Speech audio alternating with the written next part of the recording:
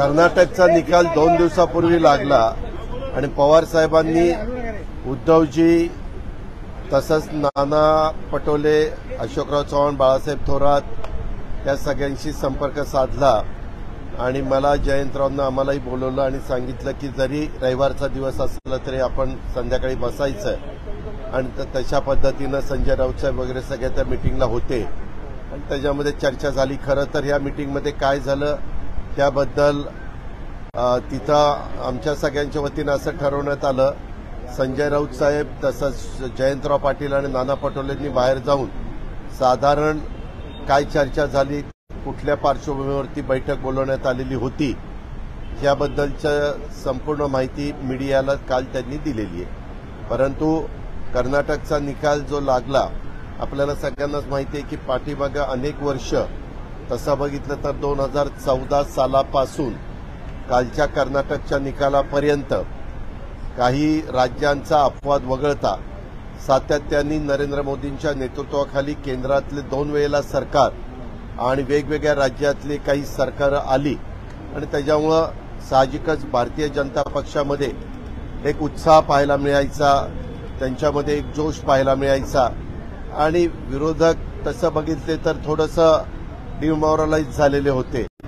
परंतु कर्नाटकचा ज्या प्रकारे निकाल आला आणि संपूर्ण एक्झिट पोलचे अंदाज पण सगळे चुकले, कारण त्यांनी दाखवलेलं होतं 100 ते 110 पर्यंत 115 पर्यंत काँग्रेस जाईल, परंतु काँग्रेस ही जवळपास 135च्या पर्यंत पोहोचली आणि हे तर एकदम 65 पर्यंत पोहोचले आणि त्याच्यामुळे साहजिकच सगळ्यांचा एकदम उत्साह द्विगुणित झालेला आपण सगळ्यांनी पाहिला. प्रत्येकाने आपली आपली प्रतिक्रिया पण दिली आणि त्याच्यातून पुढची लाईन ऑफ ॲक्शन महाविकास आघाडीची महाराष्ट्रामध्ये काय असली पाहिजे, कशा पद्धतीनं राहिलेल्या पण वज्रमुठीच्या सभा झाल्या पाहिजेत वगैरे वगैरे ह्या सगळ्यावर चर्चा झाली. त्याच्यामध्ये थोडीशी चर्चा की बाबा मागच्या निवडणुकीमध्ये काँग्रेस आणि राष्ट्रवादी काँग्रेसनी युती आघाडी करून निवडणुका लढवल्या होत्या, परंतु यावेळेस महाविकास आघाडी ही धरून शिवसेना उद्धव बाळासाहेब ठाकरे त्याच्यानंतर राष्ट्रवादी काँग्रेस आणि काँग्रेस या तिघांनी 48 जागांच्या बद्दलचं वाटप करावं, कोणत्या कुणी लढायच्या त्या ठरवावं आणि त्याच्याचबरोबर साधारण परमवीर सिंग यांना क्लीन चिट दिलेली आहे. कोणाला? मुंबईचे माजी पोलीस आयुक्त परमवीर. त्याच्याबद्दल राज्याचे गृहमंत्र्यांनी सांगितलं की त्यांना कॅगनी का कुणी कॅगनीच त्यांना बरोबर आहे त्यांनी दिली असं मी काल देवेंद्र फडणवीसांचं स्टेटमेंट ऐकलं. आता त्यांनी काय केलं, ज्या एजन्सीनी त्यांना क्लीन चिट दिली त्याच्यामुळे आम्ही त्यांना क्लीन चिट देतोय असं स्टेटमेंट राज्याच्या उपमुख्यमंत्र्यांनी केलेलं माझ्या पाहण्यात आलेलं आहे. कर्नाटकच्या निकालानंतर आता राष्ट्रीय अध्यक्ष भाजपचे हे मुंबई दौऱ्यावर असणार आहेत. 17 आणि 18 तारखेला स्वतः जे.पी. नड्डा हे मुंबई नाही हो का त्यांचा तो दौरा पहिलाच ठरलेला होता. मी पण पाहिलं त्यांची काहीतरी कार्यकारिणी 18 तारखेला पुण्याला बालगंधर्वला आहे. आता 18 तारखेला पुण्याला बालगंधर्वला असताना अशा प्रकारची बातमी पण आहे की त्याला राष्ट्रीय अध्यक्ष पण हजर राहण्याची शक्यता नाकारता येत नाही. कदाचित त्या मिटिंगच्या करता त्यांचा पहिलाच पूर्वनियोजित कार्यक्रम आहे. अहो उद्याच्याला एखाद्या राष्ट्रीय पक्षाच्या राष्ट्रीय अध्यक्षांनी कुठल्या शहरात जावं आणि काय प्रोग्राम घ्यावा हा सर्वस्वी त्यांचा अधिकार आहे. निवडणुकीनंतर स्थानिक स्वराज्य संस्थांच्या निवडणुका आता पुढच्या वर्षी जाऊ शकतात, कारण उद्धव ठाकरेंबाबतची सहानुभूतीची लाट अजूनही आहे अशी चर्चा आता सुरू झाली आहे. ज्यावेळेस निवडणुका घेतील त्यावेळेस आमची निवडणुकीला जाण्याची तयारी आहे. आता मध्यवर्ती निवडणुका लागण्याची शक्यता वाटते का? कारण की जर आमदारांना डिस्क्वालिफिकेशन केलं, आमदारांना अपात्र केलं तर अशा परिस्थितीमध्ये मध्यवर्ती निवडणुका लागू शकतात अशी चर्चा सुरू आहे. कारण की 90 दिवसामध्ये अशी चर्चा सुरू झालेली माझ्याही कानावर आलेली आहे. परंतु माझं स्वतःचं स्पष्ट मत आहे 288 पैकी यदा कदाचित 16चा काही वेगळा निकाल लागला, वेगळा निकाल लागणारच नाही पण लागला तरी देखील बहुमतावर कुठलाही परिणाम होत नाही. 288 मधनं 16 गेले तरी देखील त्यांचे 272 राहत आहेत आणि 272 मध्ये त्यांना बहुमत क्लिअर आहे.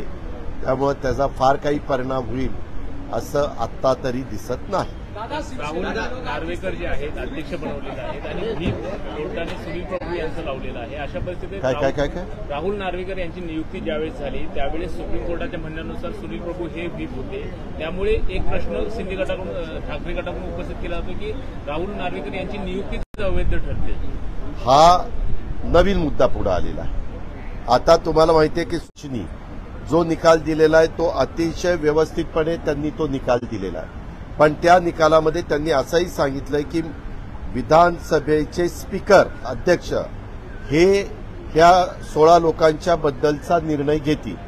कारण आजपर्यंत आपल्या राज्यामध्ये पण जेव्हा जेव्हा घटना घडल्यात अशा प्रकारच्या त्यावेळेस विधानसभेच्या अध्यक्षांनीच यांना डिस्क्वालिफाय करण्याचा निर्णय घेतलेला होता. ज्यांनी जे काही हे आहे कायदा आहे पक्षांतर बंदीच्या बद्दलचा त्या पक्षांतर बंदी कायद्याचा भंग केल्यानंतर अरुणभाई गुजराती एकेकाळी 99 ते 2004 साली विधानसभेचे स्पीकर असताना त्यांच्यापुढं अशीच एक मॅटर आलेली होती आणि त्यावेळेस त्यांनी तशा प्रकारे कार्यवाही केली होती. कारण पक्षांतर बंदी कायद्याचा त्या 6 लोकांनी भंग केला. दादा हिंदी में जानना चाहेंगे महाविकास आघाड़ी की कल अरे एक मिनिट उनको पूछने दो ना बाबा. शिवसेना के लोग विधानसभा उपाध्यक्ष को मिलकर 16 लोगों पर जल्दी फैसला लेने का जो मामला लेकर आए हैं कैसे देखते हैं जबकि अध्यक्ष कुछ देर नहीं आज क्या हुआ वो स्पीकर को मिलने के लिए ही आने वाले थे लेकिन यहाँ के स्पीकर कुछ इंग्लैंड या लंदन के टूर पे गए हैं तो अब्रॉड गए हैं बाहर गए हैं तो परदेश दौरे के ऊपर वो दौरे पे चले गए हैं. इसीलिए उनको आज ही जो उनका कहना है यानी शिवसेना उद्धव बाळासाहेब ठाकरे ग्रुप का वो आज ही उनको सबमिट करना था. तो आज स्पीकर नहीं है इसीलिए उन्होंने डेप्यूटी स्पीकर के पास दिया है. उसके बारे में डेप्यूटी स्पीकर ने उनको बताया कि 2-3 दिन में स्पीकर आएंगे. मैं स्पीकर के पास आपका जो भी प्रस्ताव है वो भेज दूंगा उनके हाथ में दूंगा और उसके बारे में स्पीकर डिसीजन लेंगे. महाविकास आघाड़ी कर्नाटक चुनाव में जिस तरीके से हार हुई है बीजेपी की कल महाविकास आघाड़ी की बैठक हुई उसमें तय हुआ पुणे में कर्नाटक के मुख्यमंत्री को भी बुलाया जाएगा ताकि बीजेपी को और पीछे किया जा सके महाराष्ट्र. नहीं कल वहाँ बात करते वक्त वहाँ एनसीपी के कांग्रेस के और शिवसेना उद्धव बाळासाहेब ठाकरे के सभी वरिष्ठ नेता वहाँ बैठे थे. तब एक ऐसा प्रस्ताव आया कि कर्नाटक में जो अभी चीफ मिनिस्टर बनने वाला है कांग्रेस पार्टी का वो चीफ मिनिस्टर बनने के बाद जो वज्रमुठ की सभा अपने बाकी है नासिक कोल्हापुर पूना ऐसे कुछ जगह की बाकी है तो वो सभा जब लेंगे तब वहाँ के चीफ मिनिस्टर को भी हम बुलाएंगे और उनका भी सत्कार करेंगे ऐसा वहाँ चर्चा हुई. आपने ये भी कहा कि आने वाली विधानसभा प्राइमरी चर्चा शुरू हो गई है आपके बंटवारों को लेकर के. उसके बारे में कल संजय राउत साहब जयंत पाटिल साहब और नाना पटोले जी ये तीनों पार्टी की तरफ से प्रेस को बताया है कि क्या क्या चर्चा हुई और आगे की लाइन ऑफ एक्शन क्या होनी चाहिए या होने वाली है ऐसी चर्चा कल हुई है. एक सवाल टेक्निकल चीज ये है कि 16 विधायक अगर अपात्र भी हो जाते हैं तो क्या इस सरकार के लिए खतरा होगा क्या? मुझे तो बिल्कुल खतरा नहीं दिखाई देता. ये मेरा खुद का कहना है नहीं तो फिर बाद में ये ऐसा कैसे ये महाविकास आघाड़ी का कहना नहीं. मेरा जो स्टडी है मैं 30-32 साल विधायक के नाते महाराष्ट्र में काम कर रहा हूँ वो देखते हुए 288 में विधायकों में 16 अगर कम भी हुए तो 272 रहते हैं. 272 में उनके पास तो क्लियर मेजॉरिटी रहती है. एक सवाल है आपने मराठी में ये भी कहा कि संभावित है कि आने वाले दिनों में विधानसभा और लोकसभा चुनाव जो है वो एक साथ होंगे तो इसको लेकर के कोई स्ट्रैटेजी बनाई गई है क्या महाविकास आघाड़ी में? नहीं उसके बारे में अभी बात चालू है. क्या है पार्लियामेंट के चुनाव के पहले राजस्थान का चुनाव है मध्य प्रदेश का चुनाव है और मेरे ख्याल से छत्तीसगढ़ का चुनाव है. 3 स्टेट का चुनाव है। ये तीनों स्टेट 5 साल पहले जो चुनाव हुआ था तो कांग्रेस के पास गए थे। अभी उसमें से 2 स्टेट कांग्रेस के पास है, 1 स्टेट बीजेपी के पास चला गया है, मध्य प्रदेश का। तो वो चुनाव के बाद पार्लियामेंट का चुनाव आने वाला है। तो पार्लियामेंट के चुनाव के बाद अपने महाराष्ट्र का चुनाव 6 महीने के बाद है। लेकिन 1999 में ऐसे ही महाराष्ट्र के चुनाव को 6 महीने बाकी थे, राष्ट्रवादी कांग्रेस पार्टी का वो पार्टी नई यहाँ उभरी थी पवार साहब के नेतृत्व में। संगमान जी भी थे, तारिक अनवर जी भी थे, बाकी साथी थे। तब के गवर्नमेंट में नारायण राणे साहब और गोपीनाथ मुंडे साहब चीफ मिनिस्टर और डिप्टी चीफ मिनिस्टर थे। तब उन्होंने 6 महीने बाद विधानसभा का चुनाव न लेते हुए लोकसभा के साथ एक वक्त में उन्होंने नवाब मलिक के दामाद को अरेस्ट किया था, शाहरुख खान के बेटे को अरेस्ट किया था। अभी उनके खिलाफ इंक्वायरी चालू है। इंक्वायरी खत्म होने के बाद सब कुछ आगे आएगा कि क्या गलत था, क्या सही था, किसका स्टेटमेंट ठीक था, किसका स्टेटमेंट गलत था, वो सब सामने आएगा। आप लोगों को बहुत बदनाम किया था उस दौर में। किया था ना। जब उनके हाथ में कुछ रहता है तो बदनाम लोग करते ही है, ये ऐसा ही चलता है। लेकिन बाद में पता चलता है 6 महीने के बाद, साल के बाद, 2 साल के बाद, 3 साल के बाद। लेकिन बदनामी तो जो होनी है वो हो ही जाती है। दादा, महाराष्ट्र में जो चुनाव को लेकर के महाविकास आघाड़ी के जो सर्वे चल रहा है उसमें अगर सीटों की अदला बदली की नौबत आती है, कोई सीट पर कोई दूसरा क्लेम करता है, तो इस पर भी किस तरीके का विचार होगा? उसके बारे में कल प्राथमिक चर्चा हुई। वो चर्चा होने के बाद 2 एनसीपी की तरफ से, कांग्रेस की तरफ से और शिवसेना की तरफ से लोग बैठेंगे। 6 लोग बैठकर उसके बारे में चर्चा करेंगे। और ये चर्चा करते वक्त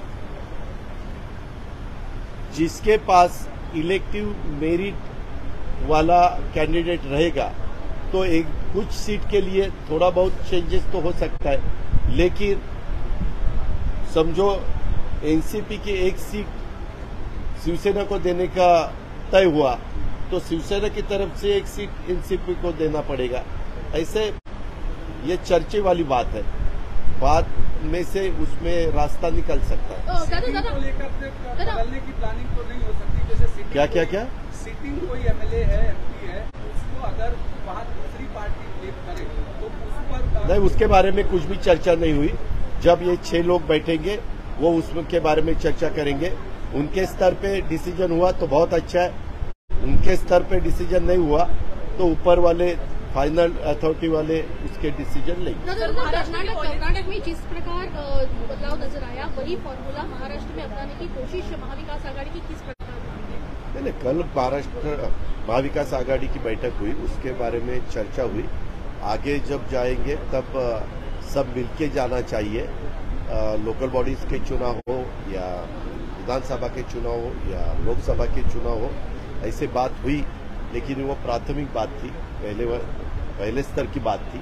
और आगे तो बहुत कुछ बातें होने वाली है।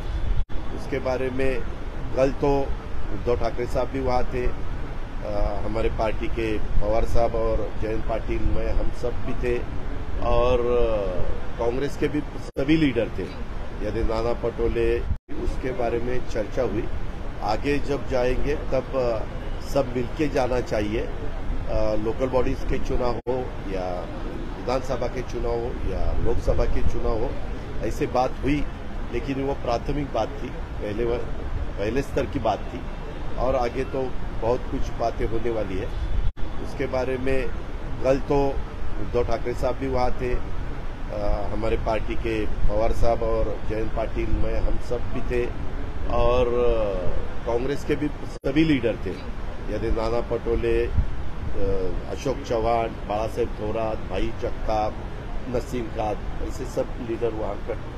और सबके मन में यही था सब मिलके ठीक तरह से वोटर्स के सामने जाना चाहिए, लोगों के सामने जाना चाहिए, और उसमें अपने में बिल्कुल मतभेद नहीं होने चाहिए। दादा सुधीर मुनगंटीवार इन्होंने कहा है कि सुबह की जो शपथ विधि हुई थी वो उद्धव ठाकरे को सबक सिखाने के लिए हुई थी। उसके बारे में नो कमेंट्स। दादा महाराष्ट्र में जो वायलेंस हो रहा है, अपोजिशन ये आरोप लगा रहे हैं कि अपीसमेंट पॉलिटिक्स है और ये कहीं ना कहीं एनसीपी और कांग्रेस की ओर से। मेरा ये कहना है सेंट्रल की सभी एजेंसीज उनके हाथ में है, रूलिंग पार्टी के हाथ में, स्टेट की सभी एजेंसीज उनके हाथ में है। तो दोनों सेंट्रल और स्टेट की एजेंसी को बताओ कि इसकी इंक्वायरी करो, और इंक्वायरी पॉलिटिकल हस्तक्षेप बिल्कुल नहीं होना चाहिए, इंटरफेयर बिल्कुल नहीं होना चाहिए।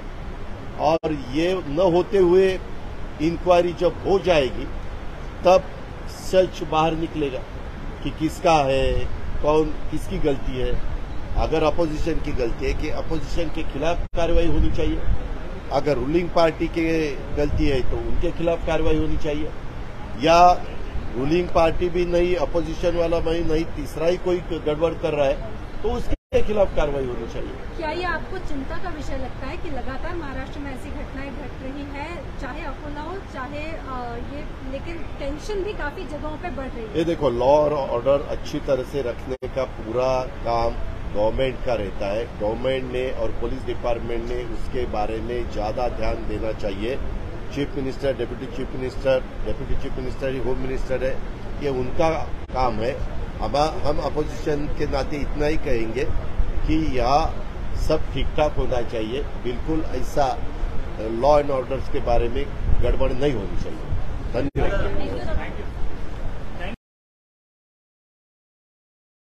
गए थे अभी उसमें से 2 स्टेट कांग्रेस के पास है, 1 स्टेट बीजेपी के पास चला गया है, मध्य प्रदेश का। तो वो चुनाव के बाद पार्लियामेंट का चुनाव आने वाला है, तो पार्लियामेंट के चुनाव के बाद अपने महाराष्ट्र का चुनाव 6 महीने के बाद है। लेकिन 1999 में ऐसे ही महाराष्ट्र के चुनाव को 6 महीने बाकी थे, राष्ट्रवादी कांग्रेस पार्टी का वो पार्टी नई यहाँ उभरी थी, पवार साहब के नेतृत्व में। संगनाथ जी भी थे, तारिक अनवर जी भी थे, बाकी साथी थे। तब के गवर्नमेंट में नारायण राणे साहब और गोपीनाथ मुंडे साहब चीफ मिनिस्टर और डिप्टी चीफ मिनिस्टर थे। तब उन्होंने 6 महीने बाद विधानसभा का चुनाव न लेते हुए लोकसभा के साथ चुनाव लिया था। ये एक उदाहरण हमारे सबके सामने है। इसीलिए शायद आज की सिचुएशन देखने के बाद अभी राजस्थान का, मध्य प्रदेश का, छत्तीसगढ़ का रिजल्ट क्या आएगा वो भी देखेंगे। लेकिन उसके बाद लोकसभा का चुनाव जब आएगा तो शायद विधानसभा और लोकसभा एक ही दिन लेने का फैसला इस गवर्नमेंट को ठीक लगा तो वो ले सकती है, क्योंकि वो गवर्नमेंट का अधिकार है।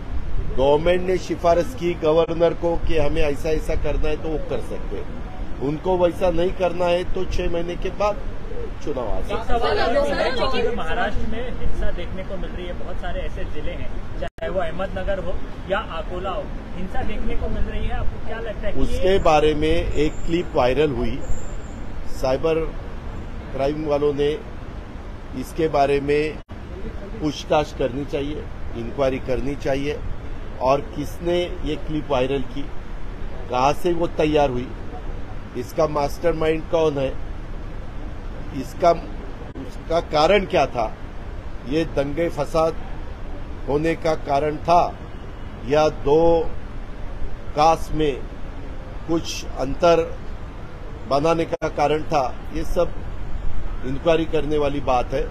और ये तुरंत गवर्नमेंट ऑफ महाराष्ट्र ने और उनके होम मिनिस्ट्री ने, उनके पुलिस विभाग ने करनी चाहिए। उसमें पॉलिटिकल इंटरफेयर बिल्कुल नहीं होना चाहिए। और क्या सही है, क्या गलत है, गलत किया तो किसने किया, उसका कारण क्या है, और क्या सामने रखकर उन्होंने ये गलत किया है, ये सब लोगों के सामने गए थे। अभी उसमें से 2 स्टेट कांग्रेस के पास है, 1 स्टेट बीजेपी के पास चला गया है, मध्य प्रदेश का। तो वो चुनाव के बाद पार्लियामेंट का चुनाव आने वाला है, तो पार्लियामेंट के चुनाव के बाद अपने महाराष्ट्र का चुनाव 6 महीने के बाद है। लेकिन 1999 में ऐसे ही महाराष्ट्र के चुनाव को 6 महीने बाकी थे, राष्ट्रवादी कांग्रेस पार्टी का वो पार्टी नई यहाँ उभरी थी पवार साहब के नेतृत्व में। संगमान जी भी थे, तारिक अनवर जी भी थे, बाकी साथी थे। तब के गवर्नमेंट में नारायण राणे साहब और गोपीनाथ मुंडे साहब चीफ मिनिस्टर और डिप्टी चीफ मिनिस्टर थे। तब उन्होंने 6 महीने बाद विधानसभा का चुनाव न लेते हुए लोकसभा के साथ चुनाव लिया था। ये एक उदाहरण हमारे सबके सामने है। इसीलिए शायद आज की सिचुएशन देखने के बाद अभी राजस्थान का, मध्य प्रदेश का, छत्तीसगढ़ का रिजल्ट क्या आएगा वो भी देखेंगे, लेकिन उसके बाद लोकसभा का चुनाव जब आएगा तो शायद विधानसभा और लोकसभा एक ही दिन लेने का फैसला इस गवर्नमेंट को ठीक लगा तो वो ले सकती है, क्योंकि वो गवर्नमेंट का अधिकार है। गवर्नमेंट ने सिफारिश की गवर्नर को कि हमें ऐसा ऐसा करना है तो वो कर सकते हैं। उनको वैसा नहीं करना है तो 6 महीने के बाद चुनाव आ सकते हैं। महाराष्ट्र में हिंसा देखने को मिल रही है, बहुत सारे ऐसे जिले हैं, चाहे वो अहमदनगर हो या अकोला हो, हिंसा देखने को मिल रही है। आपको क्या लगता है कि उसके बारे में एक क्लिप वायरल हुई, साइबर क्राइम वालों ने इसके बारे में पूछताछ करनी चाहिए, इंक्वायरी करनी चाहिए, और किसने ये क्लिप वायरल की, कहां से वो तैयार हुई, इसका मास्टरमाइंड कौन है, उसका कारण क्या था, ये दंगे फसाद होने का कारण था या दो कास्ट में कुछ अंतर बनाने का कारण था, ये सब इंक्वायरी करने वाली बात है। और ये तुरंत गवर्नमेंट ऑफ महाराष्ट्र ने और उनके होम मिनिस्ट्री ने, उनके पुलिस विभाग ने करनी चाहिए। उसमें पॉलिटिकल इंटरफेयर बिल्कुल नहीं होना चाहिए। और क्या सही है, क्या गलत है, गलत किया तो किसने किया, उसका कारण क्या है, और क्या सामने रखकर उन्होंने ये गलत किया है, ये सब लोगों के सामने। जर 288 जागांची पण चर्चा करता आली तर ती पण करावी, कारण काहींना असं वाटतंय की कदाचित लोकसभेच्या बरोबरच विधानसभेच्या महाराष्ट्रातल्या निवडणुका होतील, असा काही सुतोवाच काही लोकांच्या तोंडून आला। त्याच्यामुळं एकदम ऐन वेळेस निवडणुका लागल्यानंतर धावपळ व्हायला नको म्हणून त्याही बद्दलचं साधारण चर्चा झालेली बरी, अशा पद्धतीनं काल साधक बाधक चर्चा झाली। पण जागा वाटपाच्या संदर्भात काही सूत्र ठरवण्यात आले का किंवा समितीची काही स्थापना? नाही, त्याच्या कुठल्याही का जागा वाटप म्हटल्यानंतर काही नावं राष्ट्रवादी देणार, काही नावं काँग्रेस देणार आणि काही नावं शिवसेना उद्धव बाळासाहेब ठाकरे हे देणार, आणि त्याच्यातनं मग ते लोक बसतील। आता 2-2 नावं देत आहेत का एक नाव देत आहेत हे अजून काही ठरलं नाही, पण 2-2 नावं देतील असा माझा अंदाज आहे। आणि मग 6 लोक जर बसून त्याबद्दलची पुढच्या कशा 48 जागांचं वाटप करायचं आणि 288 जागांची पण कशा प्रकारे साधारण चर्चा करायची। बरं, ह्याच्यामध्ये एक हेही ठरलं की नुसते हे 3 पक्ष नाही तर या 3 पक्षाशी संबंधित असणारे जे मित्र पक्ष आहेत, महाविकास आघाडी ज्यावेळेस स्थापन झाली उद्धव ठाकरे साहेबांच्या नेतृत्वाखाली मुख्यमंत्री म्हणून त्यांना संधी मिळाली आणि त्याच्यामध्ये मी, बाळासाहेब थोरात, आम्ही सगळेच होतो। आम्ही लोक काम करत असताना आमच्याबरोबर इतर पण काही राजकीय पक्ष, भले ते राजकीय पक्ष आमदारांच्या संख्येने लहान असतील, परंतु त्यांना पण मानणारा काही मतदार आहे, त्यांनाही मानणारा काही वर्ग आहे, तर त्यांनाही बरोबर घ्यावं असं त्याच्यातल्या अनेकांनी आम्हाला सुतोवाच केला होता। त्याच्यावर त्यांची पण चर्चा झाली, कारण वज्रमुठीच्या सभा होत असताना ह्या सभांच्या मध्ये काही ठिकाणी स्टेजवर आमच्या मित्र पक्षांचे नेतेगण बसले होते, परंतु सभेमध्ये भाषण मात्र 2 शिवसेना, 2 राष्ट्रवादी, 2 काँग्रेस अशा पद्धतीने झालं। दादा, आज शिवसेनेच्या ठाकरे गटाचे नेते झिरवळकरांना भेटले आणि ज्या पद्धतीनं सुप्रीम कोर्टाने निर्णय दिला आहे तो विधानसभा अध्यक्षांनी लवकरात लवकर शिंदे गटाच्या आमदारांना अपात्र करावं अशी मागणी करण्यात आली. त्याच्यामध्ये मी पण जरा माहिती घेतली.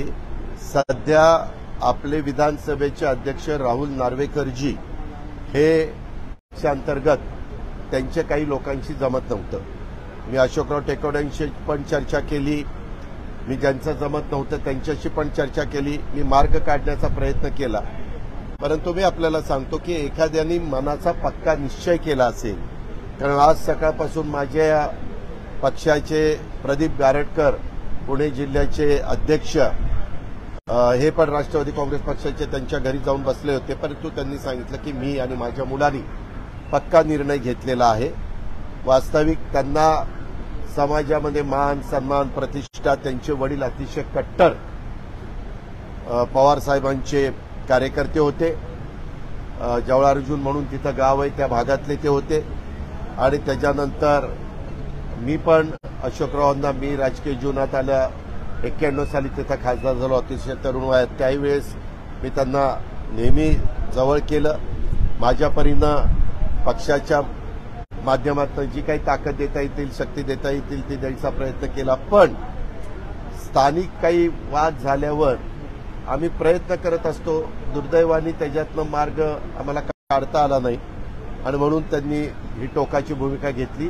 त्याला वेगळी पण अजून काही कारणं आहेत. ती कारणं तुम्ही त्यांनाच विचारली तर जास्त बरं होईल. कारण मध्ये त्यांच्याकडं आयटीची धाड पडलेली होती, तेव्हा काही कागदपत्र तिथं मिळाली असंही कानावर मला प्रदीप गारटकरांनी सांगितलं आज मगाशी.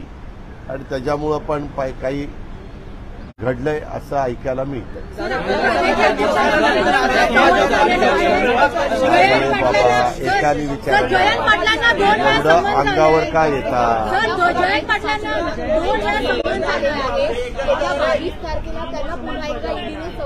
मी पण ती बातमी वाचली काल. जयंत पाटील साहेब आणि मी बरोबरच होतो.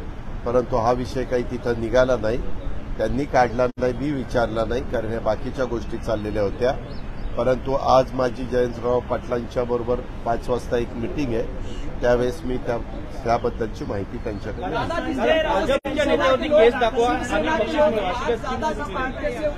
असे मी तुमच्या इलेक्ट्रॉनिक मीडियामध्ये आणि प्रिंट मीडियामध्ये बातमी वाचली की सांगली जिल्ह्यामध्ये राष्ट्रवादी युवक काँग्रेस सांगली जिल्हा त्यांनी ते आजच द्यायचं. ते नसल्यामुळं विधानसभेच्या उपाध्यक्षांच्याकडे त्यांनी दिलंय.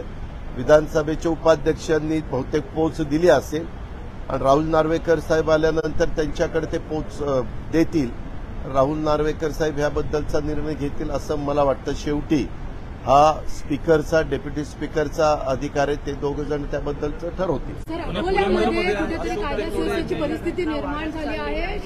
शेगावमध्ये पण असं दिसलंय, नगरमध्ये दिसलंय. या परिस्थितीकडे कशा पद्धतीने बघतो? अलीकडं ह्या ज्या काही घटना घडल्या अकोल्याच्या संदर्भामध्ये मी पण माहिती घेण्याचा प्रयत्न केला. काही सोशल मीडियामध्ये काही क्लिप व्हायरल झाली आणि ती क्लिप काही समाजाच्या भावना दुखवणारी होती आणि त्याच्यातून एक ग्रुप तिथं अतिशय अग्रेसिव्ह झाला आणि अग्रेसिव्ह झाल्यानंतर ज्या घटना घडलेल्या इलेक्ट्रॉनिक आणि प्रिंट मीडियामध्ये आपण वाचल्या आणि पाहिल्या त्या सगळ्या त्याच्यामुळे घडल्या. वास्तविक ह्या गोष्टीला राज्य सरकारने आवर घातला पाहिजे. कुणी क्लिप व्हायरल केली ही ताबडतोब त्याची शहानिशा केली पाहिजे. अलीकडं जसं सायबरचे गुन्हे वाढलेले आहेत क्राईम, तशामध्ये तपास यंत्रणेला पण खूप काही त्यांच्या हातामध्ये बाबी असतात आणि त्यांनी कुणी ही क्लिप पहिल्यांदा व्हायरल केली, त्याच्या मागचा मास्टर माइंड कोण होता, काय त्याचा उद्देश होता, ह्या सगळ्या खोलामध्ये तातडीनं गेलं पाहिजे. हे एका ठिकाणी झालंय, उद्याच्याला ते दुसरीकडे पसरायला वेळ लागणार नाही. काही शहरांच्या मध्ये थोडंसं वातावरण तंग आहे असंही ऐकायला मिळतंय. आपल्या महाराष्ट्रामध्ये कायदा सुव्यवस्था चांगली राखण्याचं काम शेवटी राज्य सरकारचं आणि राज्य सरकारच्या हातामध्ये असणाऱ्या पोलीस यंत्रणेचं असतं. पोलीस यंत्रणेमध्ये राजकीय हस्तक्षेप न होता त्यांना या अशा प्रकारच्या चौकशा करण्याच्या करता पूर्णपणे मुभा दिली तर पोलीस यंत्रणा चांगल्या प्रकारचं काम करू शकते. हा पाठीमागचा अनुभव आहे. आता पुरंदरमध्ये अशोक टेकोडे यांनी आता भाजपमध्ये प्रवेश केला. एकेकाळी तुमच्याच पक्षाकडून ते आमदार झालेले होते. कुठेतरी त्या कार्यकर्त्याला मीच तयार केलेला होता. त्याला मी पुणे कृषी उत्पन्न